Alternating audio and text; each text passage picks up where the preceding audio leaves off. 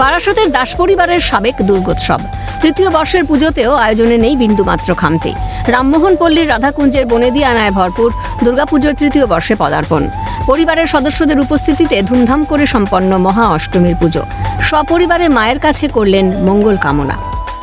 এটা তৃতীয় বর্ষেতে পদার্পণ করলো এবং ওদের বাড়িতে এই যে দুর্গা উৎসবটা করছে এটা সবাইকে ওরা আমন্ত্রণ করেছে এবং সবাই সমবেত হয়ে এই দুর্গা পূজার আমরা আরাধনা করছি, যাতে সবাই আমরা ভালোভাবে জীবন যাপন করতে পারি।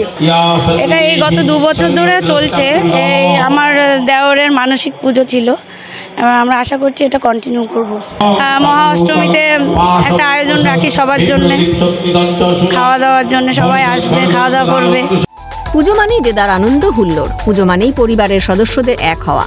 সাবেক বনেদি পুজোয় যে আমেজ বারবার ফিরে আসে, বারাসত দাসবাড়ির পুজোতেও তার অন্যথা হয়নি।